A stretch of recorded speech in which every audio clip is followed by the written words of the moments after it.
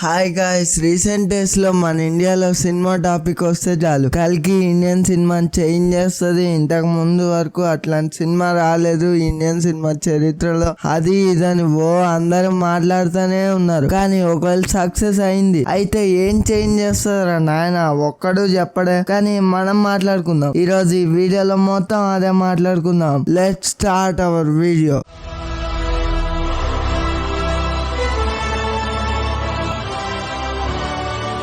Number 1, international market. కల్కి success అయితే మన మూవీస్ అన్నిటికీ ఇంటర్నేషనల్ గా ఒక మార్కెట్ అనేది వస్తుంది. ఈ మూవీకి ప్రమోషన్స్ ఇంటర్నేషనల్ గా జరుగుతున్నాయి. కామిక్ కాన్ ఈవెంట్ వరకు వెళ్ళింది. ఇంటర్నేషనల్ గా అన్ని థియేటర్స్ లో పెద్దగా రిలీజ్ అవుతుంది. నేను ఇదంతా చెప్పగానే మీలో కొంతమంది అనొచ్చు, అదేంటి బ్రో పుష్ప వెళ్తుంది కదా, RRR కూడా ఆస్కర్స్ వరకు పోయింది, మరి ఇంకొచ్చేదేముంది ఇంటర్నేషనల్ మార్కెట్ అంటారా? అక్కడే ఉంది అసలు పాయింట్. RRR ఇంటర్నేషనల్ గా నెట్ఫ్లిక్స్ లోనే రిలీజ్ అయ్యి రికగ్నైజేషన్ తెచ్చుకుంది. ఇంకా పుష్ప కూడా అంతే. అది కూడా పక్కన పెడితే ఇవన్నీ మాస్ కమర్షియల్ ఫిలిమ్స్, కానీ కల్కి out and out experimental film. ఇలాంటి ఫిలిమ్స్ ఇంటర్నేషనల్ గా రిలీజ్ అయితే ఓహో ఇండియన్ సినిమా అనేది ఒకటి ఉందన్నమాట. ఎప్పుడు మాస్ కమర్షియల్ ఫిలిమ్సే కాదు, ఇలాంటివి కూడా తీస్తారు, చూడొచ్చు అనే ఒక ఇంటర్నేషనల్ మార్కెట్ ఆడియన్స్ లో, ఇంకా థియేటర్స్ వేసే వాళ్ళలో కూడా దీని వల్ల కూడా మనకు ప్రాఫిట్ వస్తుంది. ఒకవేళ మన సినిమా లేకపోయినా సరే వీటికి థియేటర్స్ ఇవ్వచ్చు అనే ఒక ఒపీనియన్ క్రియేట్ అవుతుంది. ఇంకా దాంతో పాటు మన అప్కమింగ్ ఫిలిమ్స్ కూడా ఇది ఒక ప్లస్ పాయింట్ అవుతుంది. వాటికి కూడా థియేటర్స్ వచ్చే ఛాన్స్ ఉంటుంది ఇంటర్నేషనల్ వైడ్ గా. నెంబర్ 2,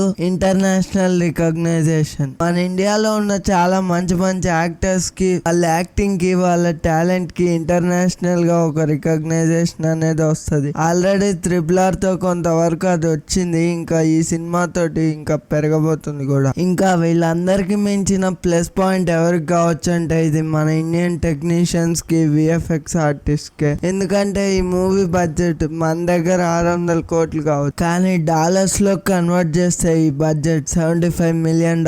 ఇది వాళ్ళకి అక్కడ చాలా తక్కువ. కాబట్టి కల్కి మూవీ సక్సెస్ అయితే ఇంత తక్కువ బడ్జెట్ కి అంత మంచి అవుట్పుట్ వచ్చిందని చెప్పేసి మన టెక్నీషియన్స్ తో హాలీవుడ్ వాళ్ళు వర్క్ చేసే ఛాన్స్ కూడా ఉండొచ్చు. Number 3, new talent comes out. కల్కి మూవీ సక్సెస్ అయితే అప్పుడు మన ఇండియన్ యంగ్ డైరెక్టర్స్ కి ఎంకరేజ్మెంట్ వస్తుంది. ఓహో ఇలాంటి మూవీస్ మనం తీయొచ్చు, తీస్తే మన ఆడియన్స్ కూడా చూస్తున్నారు అంటే ఇలాంటి మూవీస్ తీయడానికి మనం స్టోరీస్ రాద్దాం, ట్రై చేద్దాం అని చెప్పి న్యూ టాలెంట్ అయితే ముందుకు రావచ్చు. దానివల్ల మన ఇండియాలో ఇంకా మంచి మంచి సినిమాలు కూడా వస్తాయి, ఇండియన్ సినిమా రేంజ్ కూడా పెరుగుతుంది. ఇలా ఈ ఒక్క సినిమా టోటల్ ఇండస్ట్రీకి రికగ్నైజేషన్ తీసుకురాగలదు. మీలో కొంతమంది కామెంట్ సెక్షన్ లో అడగొచ్చు, మొత్తం పాజిటివ్స్ అయినా బ్రో నెగిటివ్స్ ఏం లేవా మూవీకి?